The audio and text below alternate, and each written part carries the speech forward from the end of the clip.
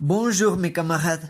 Aujourd'hui, on a le plaisir de vous présenter un résumé de notre projet de recherche.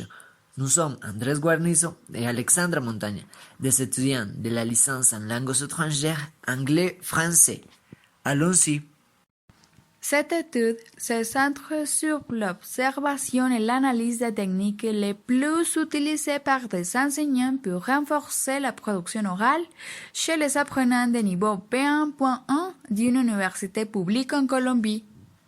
Au début, on indique la problématique qu'on va analyser pendant la réalisation du projet.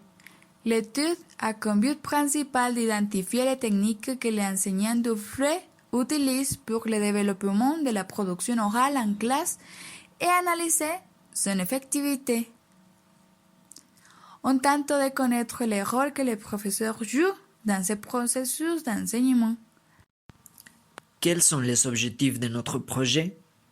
On va analyser l'influence des techniques employées par les enseignants pour renforcer la production orale. Nous avons 4 objectifs spécifiques. Au début, identifier les techniques employées par des enseignants, puis après, connaître l'objectif des activités proposées. Ensuite, préciser le rôle des enseignants et finalement, déterminer les effets des techniques mises en œuvre pour enseigner la production orale. Afin de se mettre en contexte, il est essentiel de connaître les définitions de quelques concepts clés dans notre projet. Ces termes ont varié dans sa composition et définition à travers de l'histoire. Maintenant, nous allons vous montrer une version actualisée.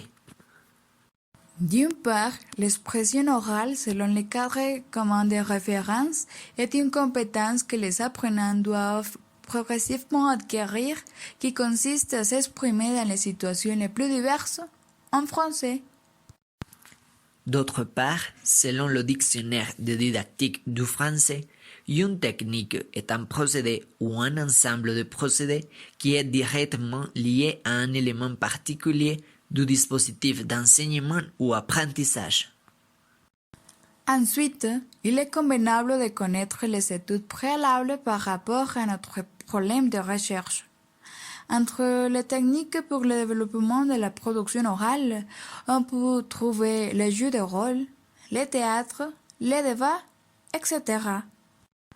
En première, Soraja 2017 a conduit une recherche-action afin d'améliorer les problèmes de production orale des apprenants à travers les jeux de rôle en classe. Finalement, Soraja a indiqué que les apprenants ont amélioré la production orale grâce au jeu de rôle qui a obtenu des résultats positifs lors du dialogue. En deuxième, Saba 2015 a mené une étude quasi expérimentale pour examiner l'effectivité d'utiliser le débat pour renforcer l'habilité de la production orale. En guise de conclusion, Saba a constaté que les débats peuvent maximiser les opportunités des apprenants pour parler et fournir les avantages potentiels de l'interaction. Comment va-t-on recueillir les informations? Afin de collecter les informations appropriées pour la recherche et pouvoir extraire toute l'information qu'ils puissent proportionner, nous devons identifier quels seront les outils corrects qui pourraient nous aider à compiler les données d'une manière précise et profonde. Les instruments choisis pour la collecte des informations.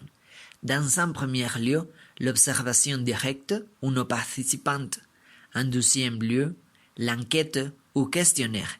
En troisième lieu, les entretiens semi-directifs. C'est important de mentionner que dans cette étude de cas, on traitera avec l'échantillonnage non probabiliste de type volontaire, c'est-à-dire que les étudiants auront la liberté de faire partie des bénéficiaires de l'étude.